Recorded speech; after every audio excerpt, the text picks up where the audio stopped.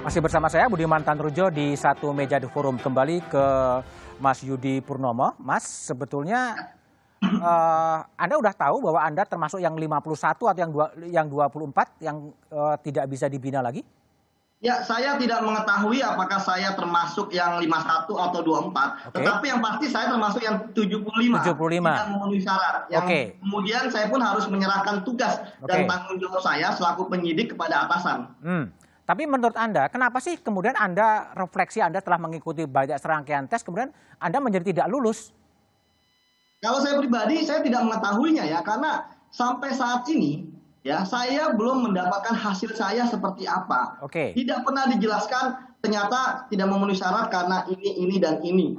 Ya tentu saja pasti kan ada suatu cara lah untuk memenuhi syarat. Seperti itu, Mas.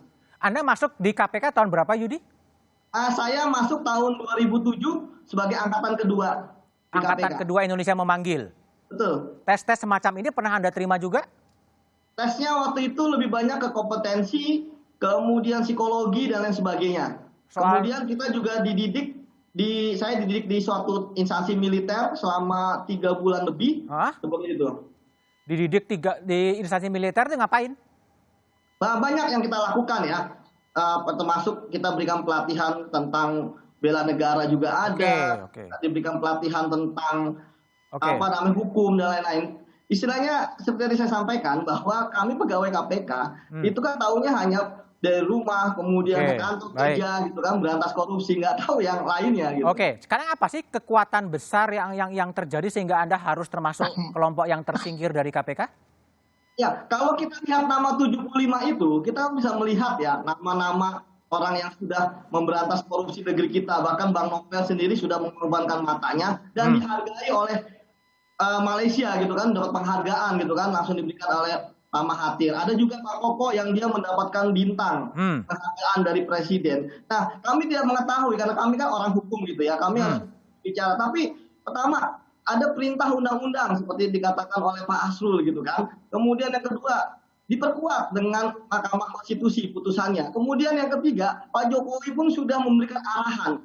Jelas sekali 75 orang ini itu tidak boleh dihentikan atau diberhentikan karena TWK gitu kan. Dan itu pun bisa diberikan pembinaan dan sebagainya. Tapi kemudian yang menarik, ketika kemarin hasil rapat kemarin sangat berbeda jauh gitu kan.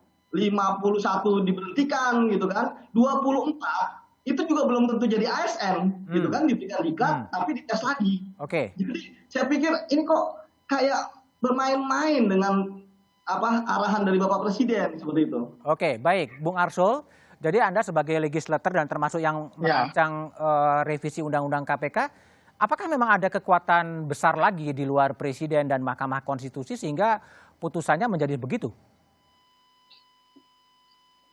Itu pertanyaan yang tidak bisa saya jawab ya. Kadang-kadang kita seperti merasakan tetapi kita tidak bisa memegangnya.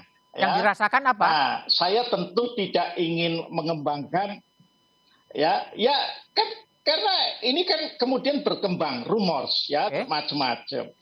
Tetapi kan tentu kita tidak bisa hanya berdasarkan prasangka suudon. Maka kalau buat saya sebagai legislator adalah bagaimana kemudian ini bisa kembali kepada desain pada saat undang-undang itu kita bicarakan. Itu saja ya.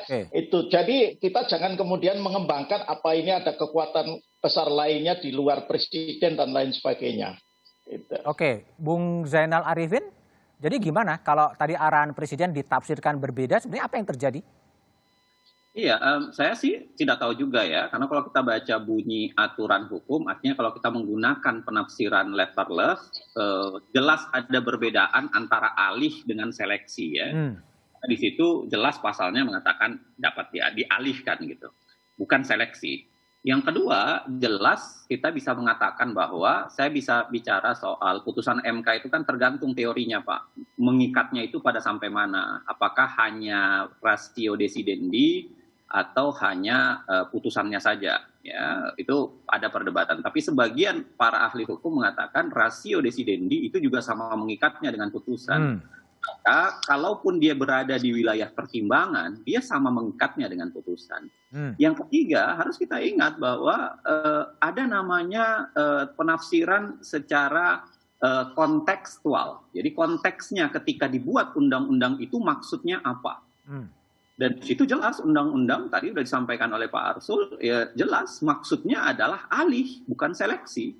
Bagaimana mungkin kemudian Anda dibuang itu ke PP, lalu PP buang lagi ke Perkom tiba-tiba membuat seleksi, dan kita tahu misalnya ya bunyi pasal soal seleksi itu diambil dalam kondisi yang juga seperti yang diceritakan beberapa media ya, itu diambil dengan posisi yang tidak terlalu baik gitu, ada bau anyirnya gitu. Nah, poin saya adalah masa orang sekaliber presiden tidak mencium itu? Tentu dia mencium itu, makanya kemudian dia berpidato. Nah, bagaimana mungkin dia sudah mencium itu, dia sudah berpidato, lalu kemudian bawahannya itu tidak menaati?